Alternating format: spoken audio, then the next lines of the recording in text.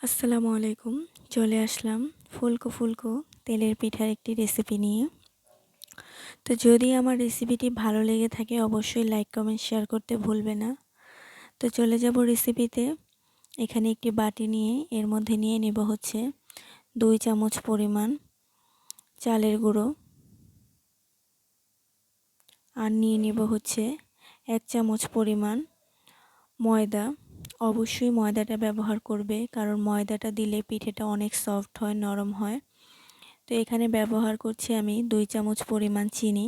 তোমরা তোমাদের মিষ্টিটা পরিমাণ বুঝে যে যেরকম খাও ওইটা দিলেই হবে। এখানে দিয়ে দিচ্ছি আমি ছোট একটি চামচের 1 চামচ পরিমাণ লবণ। তো এই সব উপকরণগুলো আমি একসাথে করে দেখতে পাচ্ছ একটি মিশ্রণ দিয়ে আমি ভালো করে মিশিয়ে নিচ্ছি।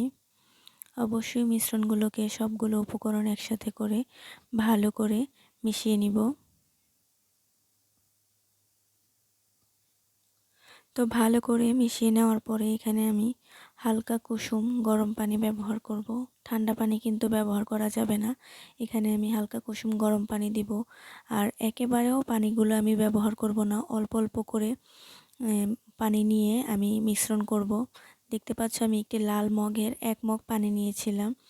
তো এগুলো আমি অল্প অল্প করে সবগুলো মিশ্রণকে আমি আস্তে আস্তে করে অল্প অল্প পানি দিয়ে মিশ্রণ করব। যদি একেবারে তোমরা পানি দিতে যাও হয়তো দেখা যাচ্ছে মিশ্রণটি তোমাদের পাতলা হয়ে যেতে পারে। তাই আমি এখানে অল্প অল্প করে পানি ব্যবহার করছি, আর সেই উপকরণগুলো একসাথে মিশিয়ে নিচ্ছি।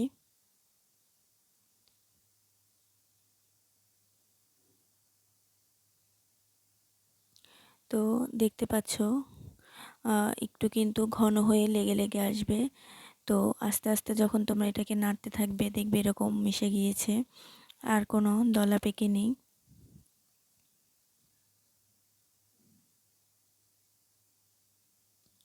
তো আমার কিন্তু মিশ্রণটি মিক্স হয়ে গিয়েছে। দেখতে পাচ্ছ কতটুকু পরিমাণ ঘনত্ব আমি রেখেছি। আর এই মিশ্রণটি যত তোমরা ভালো করে মেশাবে তত কিন্তু পিঠাটা ফুলবে আর নরম হবে। তো আমি এখানে তোমাদের একটি আঙুলের সাহায্যে দেখাচ্ছি যে কতটুকু পরিমাণ ঘনত্ব আমি রেখেছি।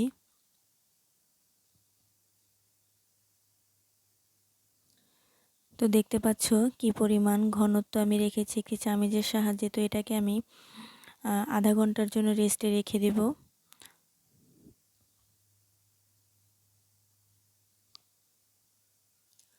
তো আধা ঘন্টা পরে আমি কড়াইতে তেল দিয়ে দিব। তেলটা গরম হয়ে আসলেই এর মধ্যে আমি সেই মিশ্রণের 1 চামচ পরিমাণ দিয়ে দিব।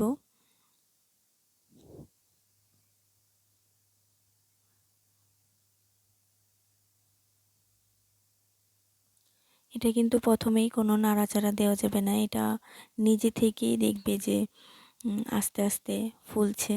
তো দেখতে পাচ্ছ কি সুন্দর ফুলে গিয়েছে। তো এই পর্যায়ে হচ্ছে আমি এটাকে আস্তে আস্তে করে আমি উঠিয়ে নিব।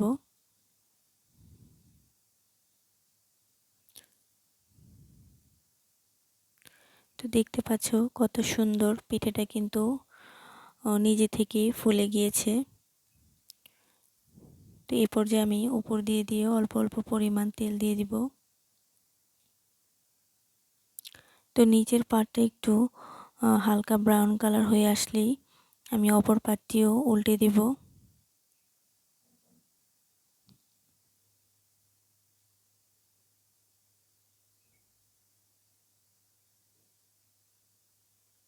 তো দেখতে পাচ্ছ আমার পিঠেটা কিন্তু কি সুন্দর কালার চলে আসছে। তো এই পর্যায়ে আমি পিঠেটাকে তুলে নিব।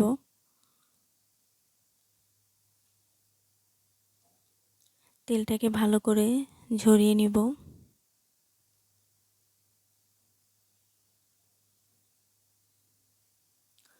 তো এই পর্যায়ে আমি আরেকটি পিঠাও দিয়ে দিব।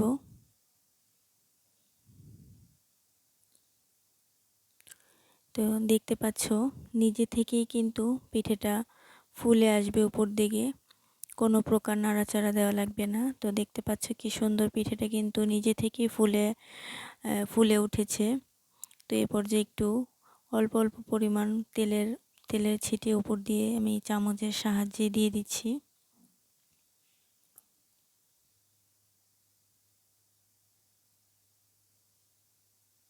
তো নিচের পাশটা বাদামি কালার হয়ে গেলেই আমি তারপরের পাশটাকে আমি উল্টে দিব। দেখতে পাচ্ছ, অবশ্যই হাত পা সাবধানে রাখতে হবে, যেহেতু তেলের পিঠে ছিটে যাতে না আসে সেদিকে খেয়াল রাখতে হবে।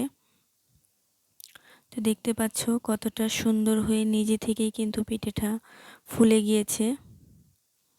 তো পিঠেটাকে আমি একটু হালকা ব্রাউন কালার করে ভেজে নেব।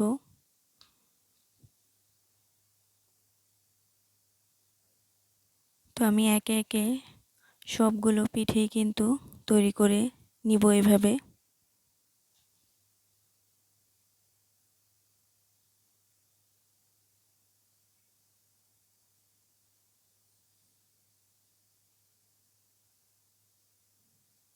অবশ্যই কিন্তু তোমরা তেলটাকে গরম করে তারপরে দিবে। যদি তোমরা তেলটা গরম না হতেই যদি মিশ্রণটি দিয়ে দাও তাহলে কিন্তু পিঠেটা ফুলবে না, নিচে থেকে লেগে যাবে।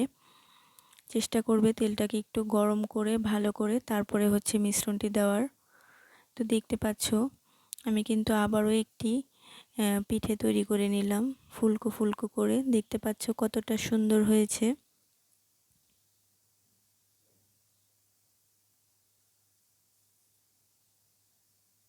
তো আমি একে একে সবগুলো পিঠে তৈরি করে নিলাম।